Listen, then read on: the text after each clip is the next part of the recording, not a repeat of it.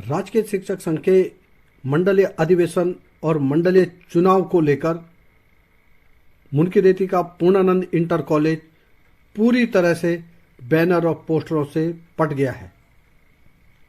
19 और 20 दिसंबर को होने वाले अधिवेशन और चुनाव को लेकर यहाँ शिक्षकों में खासा उत्साह देखने को मिल रहा है। पूरे गढ़वाल मंडल से डेलीगेट्स यानी जो लोग वोट करेंगे, जो शिक्षक वोट करेंगे, उनका पहुंचने का क्रम शुरू हो गया है। जो शिक्षक नेता विभिन्न पदों पर भाग्य आजमा रहे हैं, उनका पहुंचने का क्रम शुरू हो गया है। सब यहां कैंप कर रहे हैं और एक उत्साह का माहौल यहां पे दिख रहा है। साथ ही जो आम शिक्षक जो डेलीगेट्स के रूप में, वोटर्स के रूप में आ रखे हैं, वो किस प्रकार की जो शिक्षक नेता जिसे वो चुनना चाह रहे हैं, वो उससे क्या चाहते हैं, उनके उद्गार भी हमें सुनने को मिले। तो कुल मिलाकर राजकीय शिक्षक संघ के मंडलीय चुनाव को लेकर मुनकीरेती में खासा उत्साह देखने को मिल रहा है। कितने वोटर्स हैं भाई साहब इसमें, और क्या प्रक्रिया होगी 2 दिनों तक अधिवेशन में राजकीय शिक्षक संघ के? जी भाई साहब, हमारे लगभग 2100 वोटर्स हैं और प्रथम सत्र हमारा शैक्षिक यूनियन सत्र होता है, जिसमें शैक्षिक के विकास की बातें सभी प्रतिनिधि भी करते हैं, वक्ता भी करते हैं।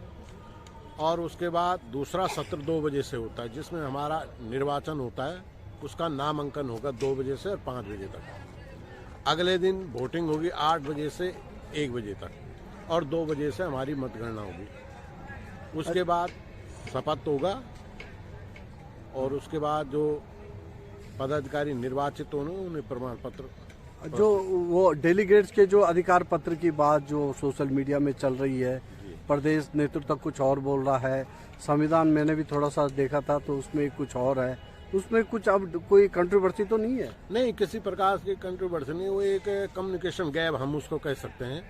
कुछ नहीं था, पर अधिकार पत्र उसको दिया जाता है जो हमारे यहाँ जिसपे स्कूल आईडी नहीं होती। स्कूल आईडी हमारे सभी शिक्षकों पे है, केवल शाखा लिख के देती है। जो शाखा अध्यक्ष और मंत्री लिख के देता है कि ये मेरा शाखा से वोटर्स नामित किए गए। हाँ, बस ये पत्र शाखा से आता है। बाकी जो आईडी की बात है, वो आईडी हमारे शिक्षकों के पास है, पोर्टल आईडी है सबके पास। राणा जी, 2-3 साल में हर बार चुनाव तो कराते हैं आप, शाखा से लेकर प्रदेश तक, पर लेकिन शिक्षकों की वही मांग जो हमने जब पत्रकारिता शुरू की थी तब भी वही थी, आज भी वही है। अब हम भी इरिटेट होने लग गए उसे लिखते लिखते। भाई साहब, ये शिक्षकों के प्रति सरकार की उदासीनता है और उससे क्या है, शिक्षक कभी भी एक ज्वलंत मुद्दे के लेकर सड़कों में उतरता है तो वो कोर्ट का सहारा सरकार ले लेती है और शिक्षक अपनी गरिमा को देखते हुए सरकार इसका न्यायालय का सम्मान करते हुए वापस चले जाते हैं। इसलिए सरकार ने कभी भी उनकी मांगों को गंभीरता से नहीं लिया। और मैं आपको बताना चाहता हूँ, जिस देश के शिक्षक परेशान रहते हैं उस देश की शिक्षा प्रभावित होती है और उस देश का कभी विकास नहीं होता है। ये सरकार को मानना पड़ेगा। Thank you. आप भी शिक्षक हैं?